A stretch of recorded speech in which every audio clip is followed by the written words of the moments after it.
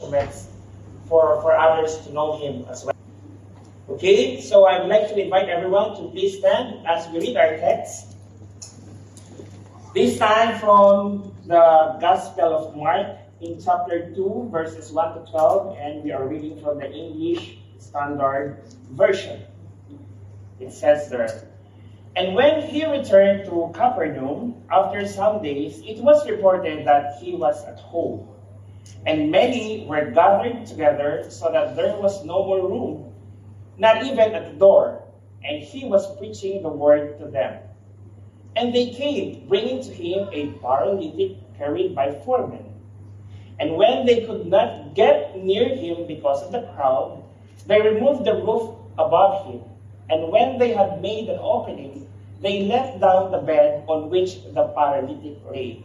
And when Jesus saw their faith, he said to the paralytic, 'Son, your sins are forgiven.'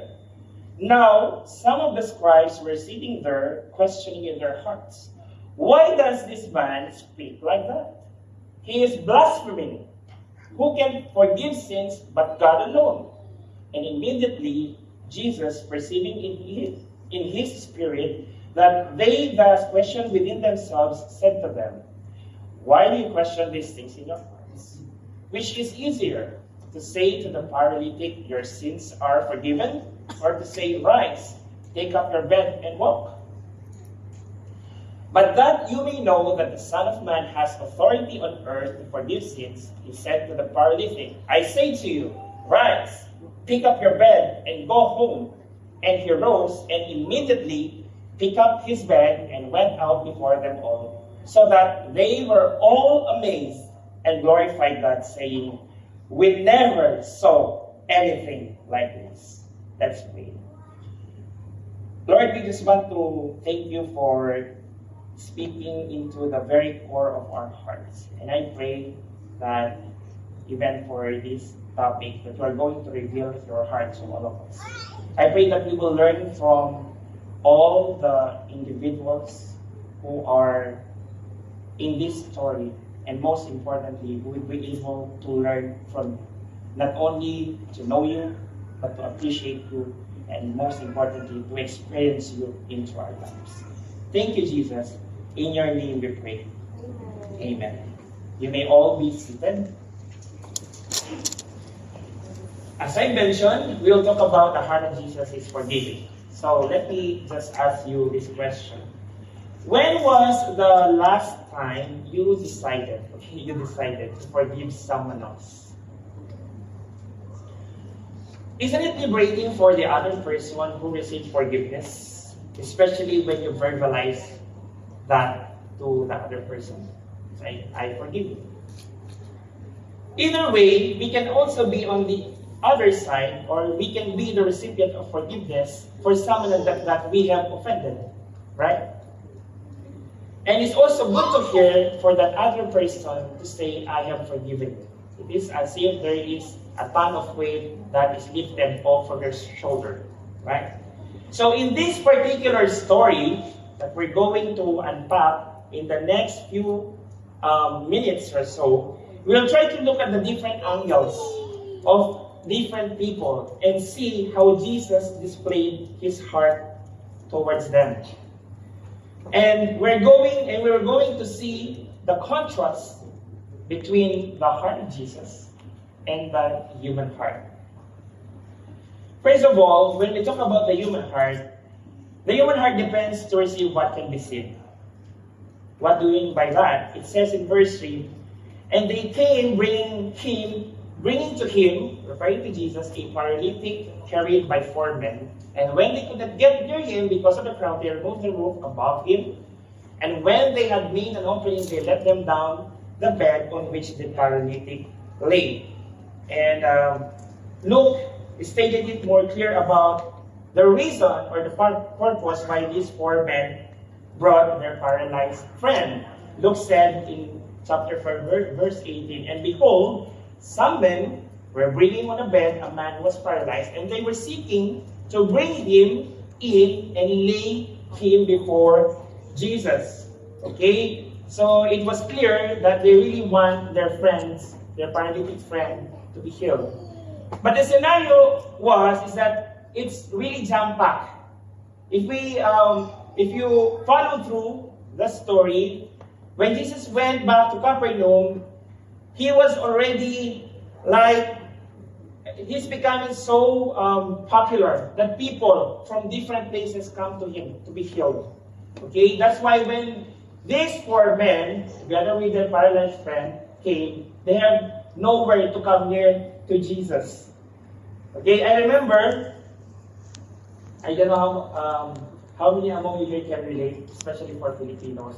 Back in the days, when I was still a young boy, okay, in the Philippines, and whenever I get sick, and my sickness, or I'm not becoming well, what my mother will do is we will go to a folk doctor, or what we call albularyo in the Philippines. Have you experienced that? And the thing is, if you're in the province, you would expect that the moment you arrive in that place, there would be a long queue. Because there are, because of the economic condition of people, they cannot afford to go to a doctor. And you have to wait for sometimes hours, right? But my point is, those friends, they didn't wait for long hours. And to their credit, carrying their paralytic man, they were so earnest. Right? They were so earnest and resolved to do whatever it takes for their paralytic friend to be healed by Jesus. Despite the crowded place, they managed to go upward. They managed to go up in the roof, and they were able to lower down their friend right in front of Jesus. How is that? How many among you here would like to have like those friends who are willing to do an extra mile to help you? Right? They're just so amazing. But the thing is, I could also imagine that other people might be scandalized by the manner in which these four friends were able to bring their paralytic friend near to Jesus.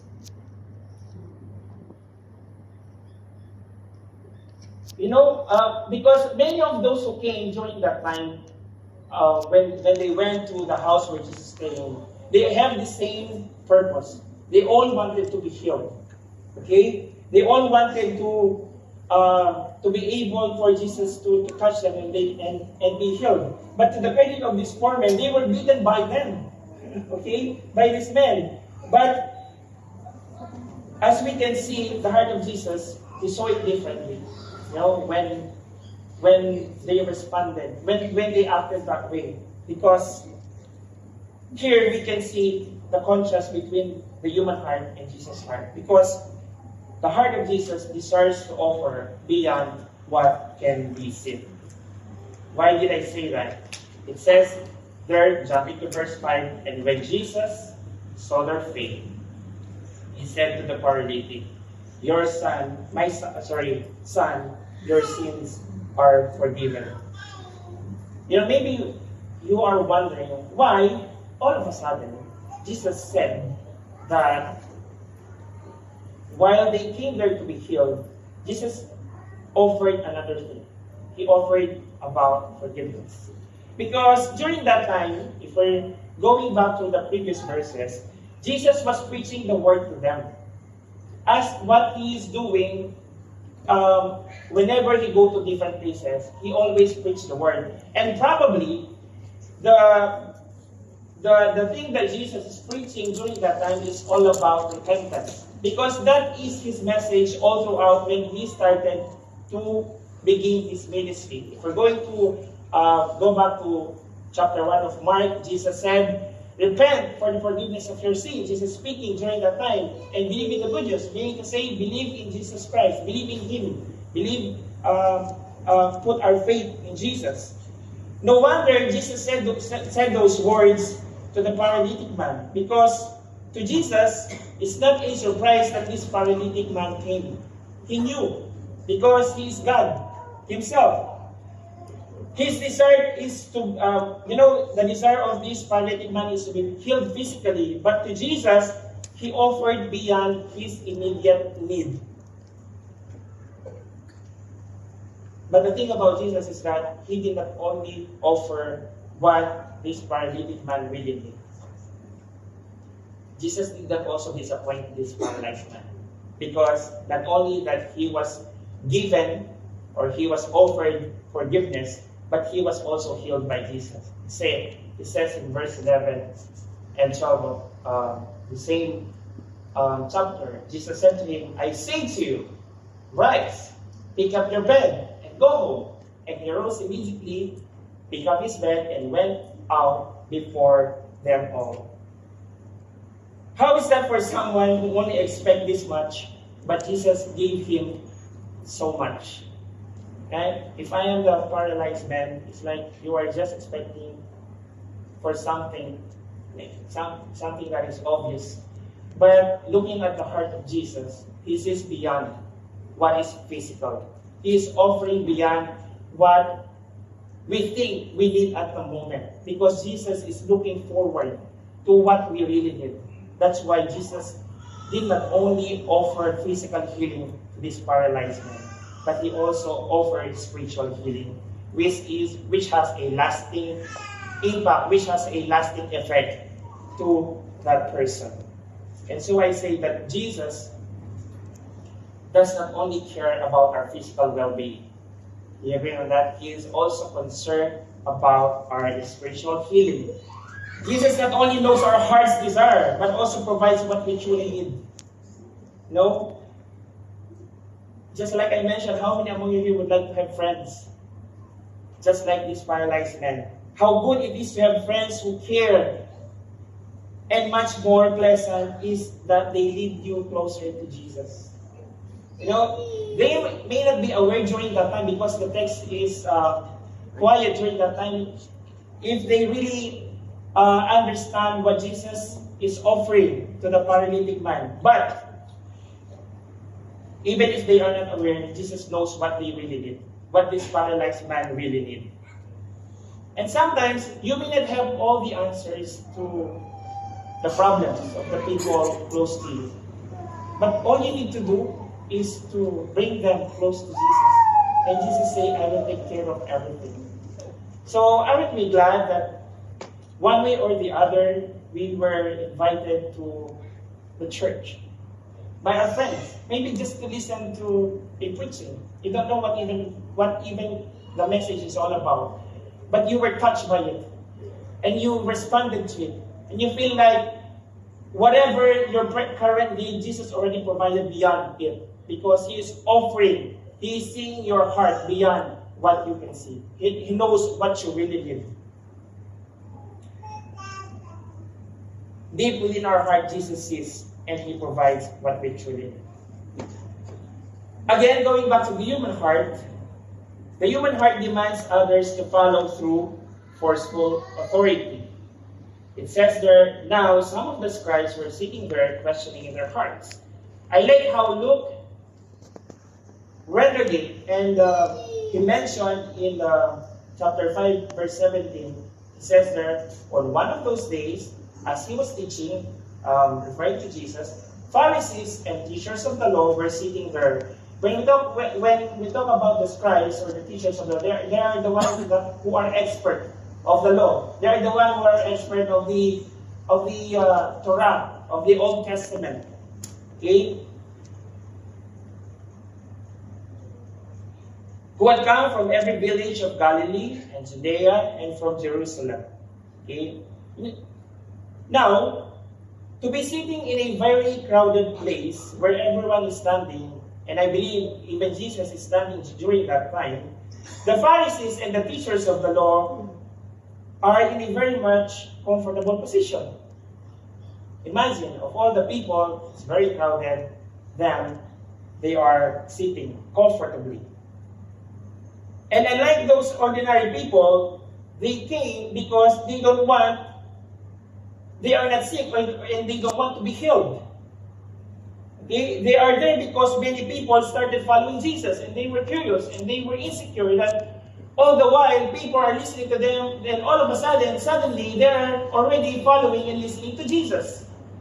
That's why they are full of insecurities. The irony is that their expertise of the law draw people away from following God. Instead of them bringing people closer to God, it's them who's pushing people away to God or away from God. And what's my point? Sometimes religion can be a hindrance from people coming to Christ because those in authority enforce their own selfish motives. And I hope and I pray that we will not be like the Pharisees or those experts of the law that we may know our Bible, but the way we live our life is different. I hope we won't be like them. And I hope we will be like Jesus, because the heart of Jesus draws people by faith to receive His forgiveness. Again, going back on the same verse, it says in verse 5, and when Jesus saw their faith, He said to the paralytic, son, your sins are forgiven. You know, to Jesus, the effort of the paralytic man and his 4 friends are more than enough. Okay? And they were all applauded by Jesus. Because it says there, Jesus saw their faith. Instead of focusing on how, or the manner of how they were able to lower down their friend, Jesus appreciated or applauded their action. Jesus saw their faith.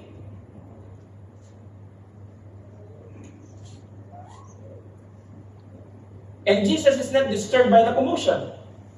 Imagine if we're going to open up a roof, obviously there will be commotion and people will get disturbed and all. But Jesus was not disturbed by this commotion. Much more, He didn't push them away. That's the heart of Jesus. He is drawing people closer to Him rather than Him pushing them away.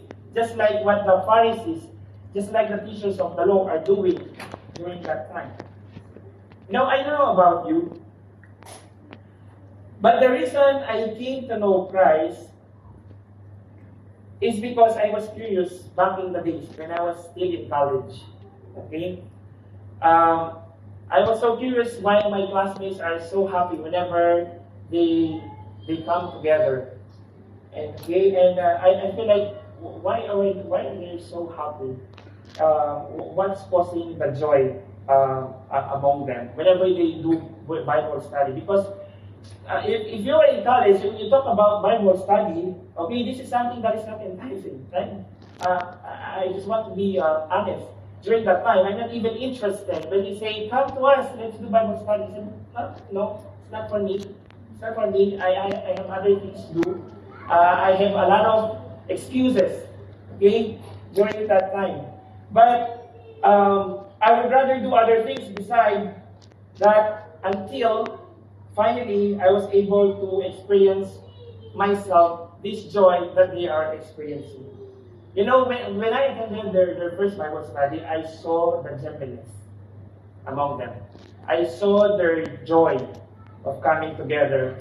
And even though I am hesitant during that time, I saw or I appreciate the rawness of their prayer. Okay? So, them coming together, them doing Bible study, it's more than friendship. Okay? What I saw during that time is the genuine relationship that they have in Jesus. It's something that really stood out the time when I was able to join them. And I think this is what is the message of Jesus to all of us, showing His heart. Okay? Him offering forgiveness to this paralytic man, it is as if He is saying, I want to build relationship with you. Him giving this precious gift of forgiveness is saying that I want to start having a good relationship with you. Because to Jesus, it's more important Him to have a personal relationship with Him, but also understand the need of this paralyzed man.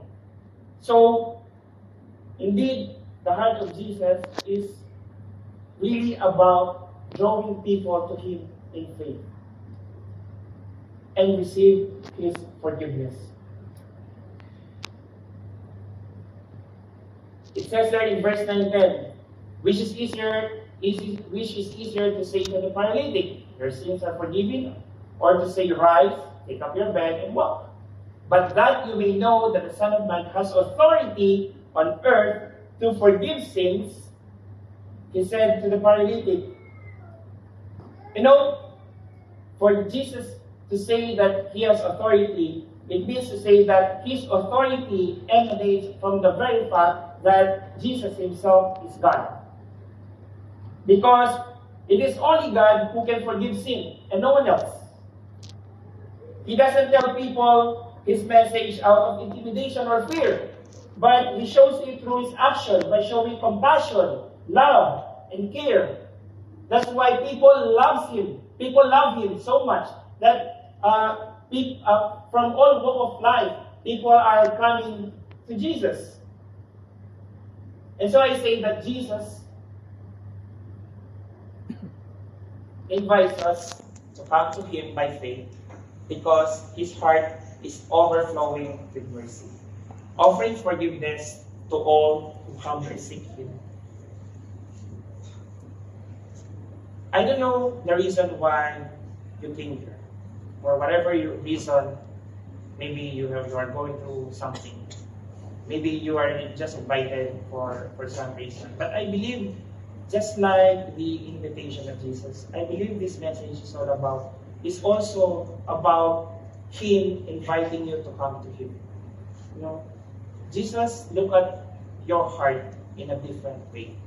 Jesus is inviting you to know him, to start and build a relationship with him. I believe that's his invitation to you who came here. Maybe you don't know what's the reason you came here.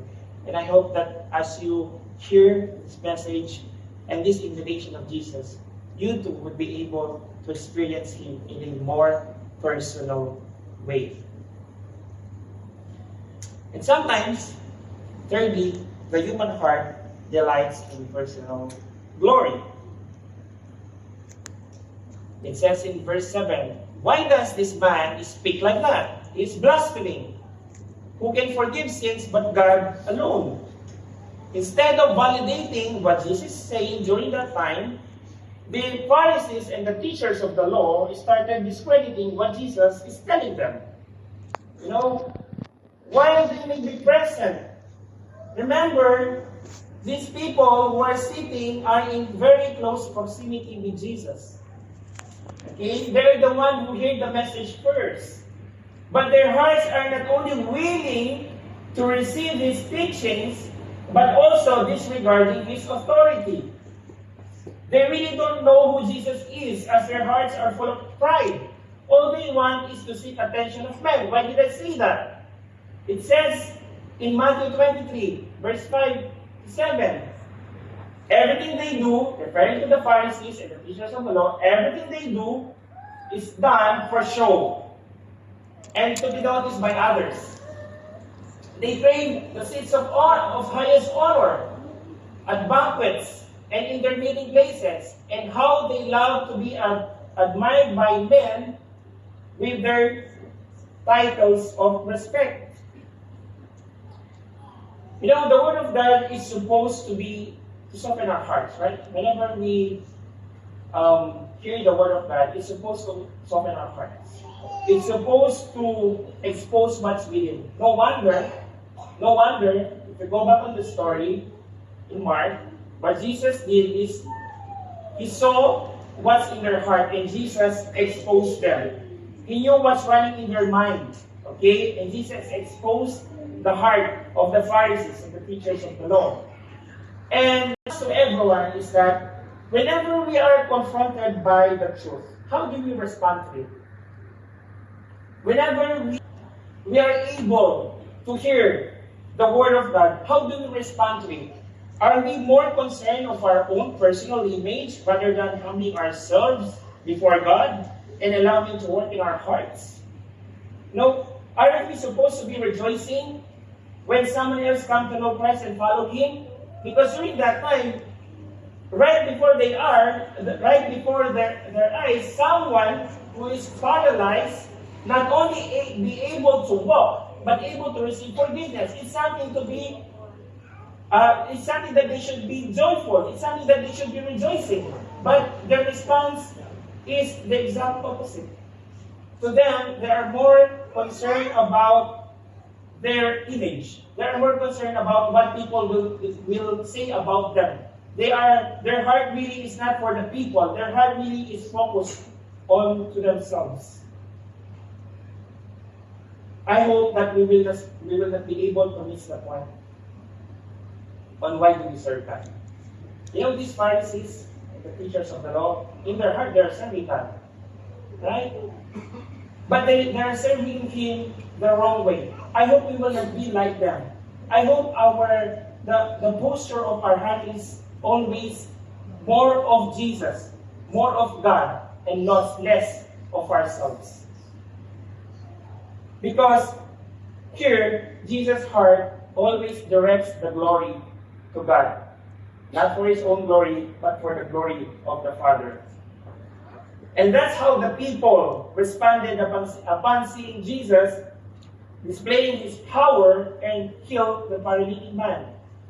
It says in verse 12, and He rose and immediately picked up His bed and went out before them all, so that they were all amazed and glorified God, saying, we never saw anything like this. You know, at this point in time, Jesus has already performed a lot of miracles.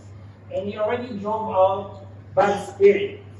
I believe what people really meant when they said, we never saw anything like this, is the fact that God not only do miracles, but He has really come for His people.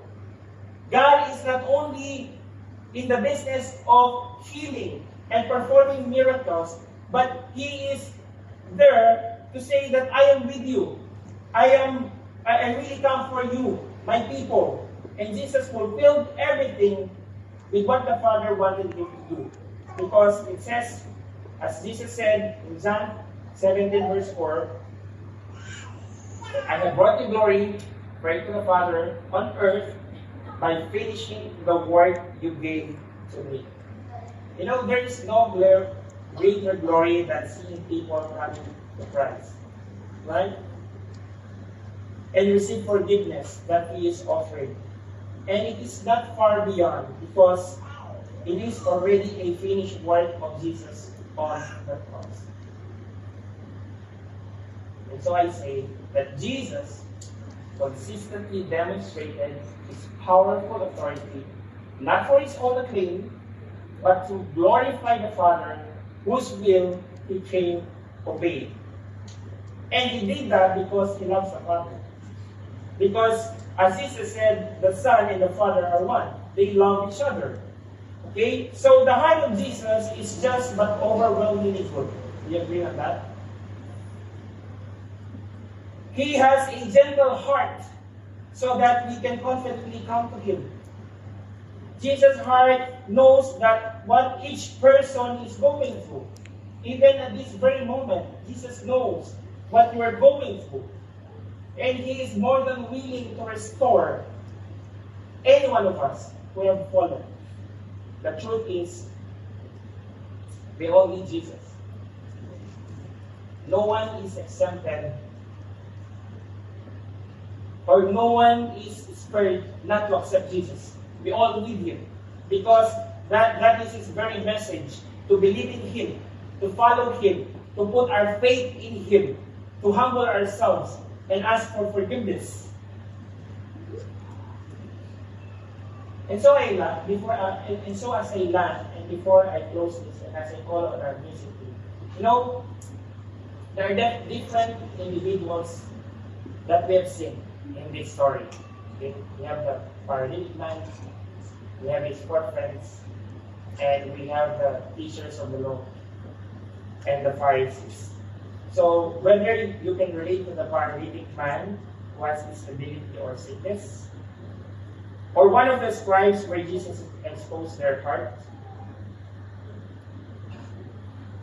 you know, there's something common about them. They are all sinners. And just like them, we are also sinners. And we need Jesus. We need Jesus We need His forgiveness because all of us have fallen short of the glory of God. And sometimes, Jesus can use our friends. And Jesus can use our friends to come to know Him, to build relationship with Him. According to Romans chapter 8, verse 32 in the CSB, He did that even spare His own Son.